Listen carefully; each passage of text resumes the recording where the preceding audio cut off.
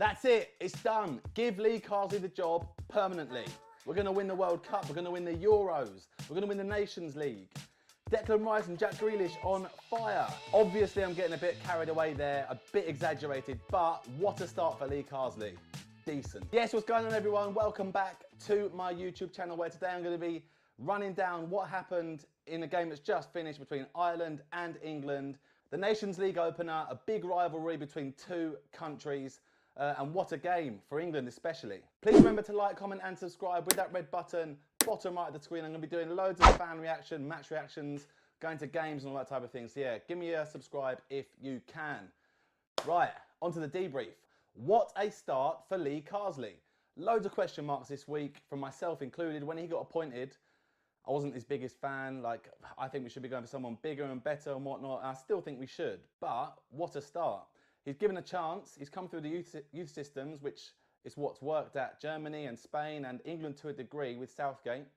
So I didn't write him off, but I just wasn't that impressed when we appointed Lee Carsley.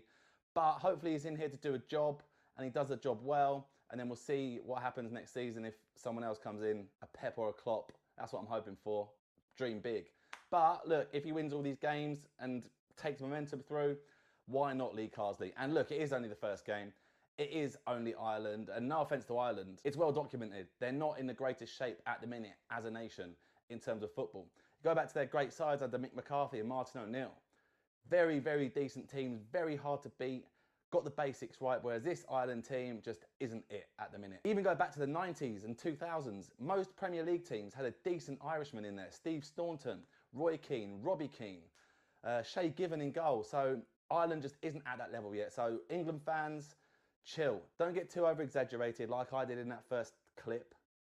We should be beating Ireland like we should be beating Finland on Tuesday. But on the flip side, you can only beat what's put in front of you. And after that disappointment of the Euros final, there's no better way of starting a new Nations League campaign than with a win. And I think we did it quite convincingly as well. Now, on to what I liked and didn't like. Let's start with what I didn't like first.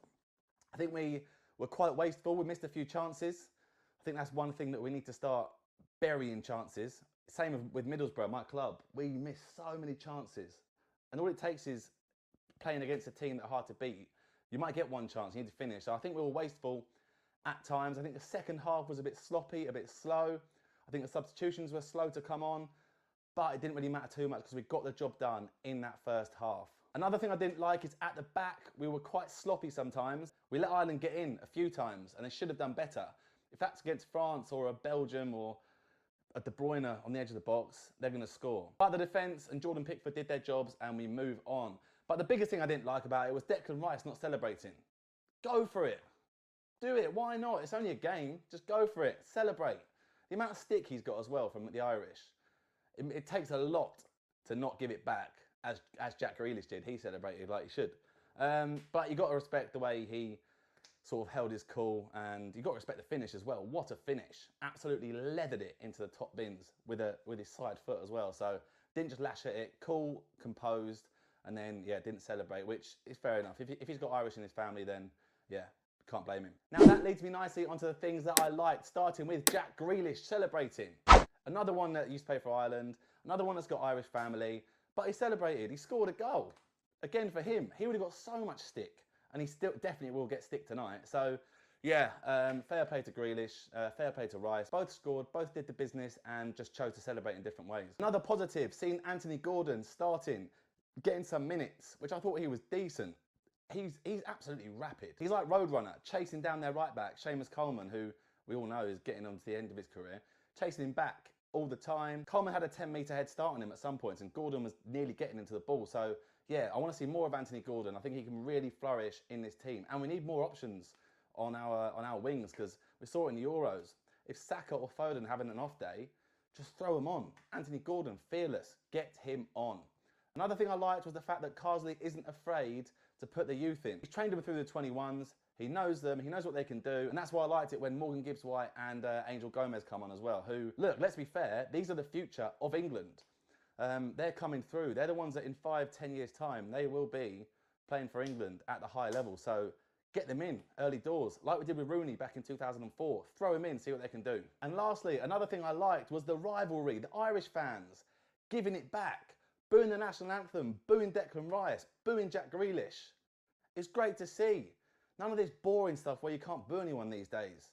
Just give it some. If you're a fan, look, we're football fans. It's not the end of the world. It's not live or die. It's just banter between fans. And I was happy to see it tonight. But my biggest disappointment about today was not being there myself. I'm part of the England Travel Supporters Club. I just didn't have enough caps. I applied, threw the ballot, didn't get them, so I was absolutely gutted because that would have been a quality game to go to. And I know these games don't come around too often, but that's on the top of my hit list as an England fan. I want to go to Wales away, Scotland away, and Ireland away. Unfortunately, I missed this one because I didn't have enough caps, but I'll be going to the home leg in November, which should be quality. And yes, the Nations League is seen as some sort of glorified friendly, but this one looked proper lively. It had it all. The fans giving it and booing. Tackles left, right and centre. That is what we want to see as football fans. Jack Grealish and Declan Rice getting stick. Yes, they should do. That is normal in football. You do anything to put your opponent off. Didn't work in this occasion for Ireland, but fair play to them for trying. But I will say something. I bet nothing is said about Ireland booing the England anthem. Now, that only happens when England do it. And it's a massive hoo-ha. There's MPs talking about it. It's in all the news.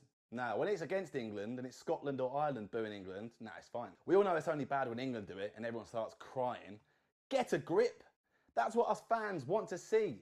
That gives the players that extra edge. Oh, they're booing me. I'm going to go in there and give the extra 50% to shut them up and score the goals and win us the game. There's nothing wrong with it. That's the stuff that we want to see. Rivalry and banter between fans. It's not life or death. You go out of the stadium and you're mates again. It's just banter. None of this woke nonsense.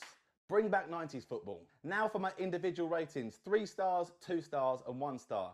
Actually, I'm going to change this. 2 players are getting a 3-star, 1's getting a 2-star. Let's start with the 2-star. Let's go Anthony Gordon.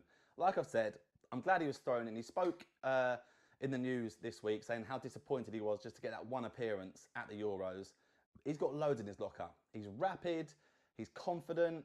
I reckon stick him on and we'll see how he does against Finland because I think there's a lot more for him to offer. And then the 3 stars, Grealish and Declan Rice. I thought Grealish missed out on the Euros, came back into the team. I thought he was a bright spark and then capped it off with a goal. And Declan Rice wasn't the hardest game for him. A few tough tackles in there. Absolutely ridiculous finish for the goal. And it's a tough place, coming to the place where you're getting booed. So yeah, those 2 for me, those 2 get the 3 stars. Now, what changes do I want to see next time? Or what do we do going forward? Look, it's Finland in the week on Tuesday. I would pretty much change the team around. We should be beating Finland. Keep the core of the team. I think Harry Kane will want to play because he wants to get that top goal scorer where no one can reach him. Like, he's gone past the goal scorer, obviously he's already got that, but he wants to get to that 120 goals, which is obviously impossible. But if he gets that, no one's going to touch him, which we thought back in the day, maybe Bobby Charlton wouldn't get touched. So yeah, I think Kane will want to start. I think Rice might start. I think Harry Maguire as well. I think he didn't put a foot wrong. But I think get some of the others in. Get Eberechi Eze in, Morgan Gibbs-White and a few others from the bench. I think we could give a run out to. Maybe give Pickford a rest. I think he's had a few tough weeks at Everton. Clean sheet tonight. Let him have a rest. But that's what I want to see going forward. And look, things are looking on the up. We've had a great summer. Like the Euros, I went to 4 of the games. I went to Denmark, which was rubbish. I was at the Bellingham bicycle kick, the knockout game, which was insane. Absolutely awful for 90 minutes. But for that 1 minute, it was all worth it. I was at the Watkins goal in the semi-finals, which was absolutely crazy. Probably the best game I've ever been to in my life. And I was also at the final, which we all know how that ended. And I left. I still haven't got over it, to be fair. I'm still absolutely gutted because we didn't really show up. And I think for a 10-minute period, we had Spain on the ropes and then they just scored that sucker punch. And yeah, here we are today, still no European Championships to our name. But on this Ireland result, let's not get too carried away. Quality difference is there for everyone to see. Look at our bench, look at their bench, look at our starting 11, look at their starting 11. Look, we should be beating Ireland. But I'm glad we did it with minimal issues. There you go, that's my wrap up of today's game against Ireland. Thank you so much for watching. Like I said earlier, please give me a sub with that red button, bottom right of the screen. I'm going to be doing loads and loads and loads of videos. I'm going to give YouTube a real push this year, start pushing out a lot more videos.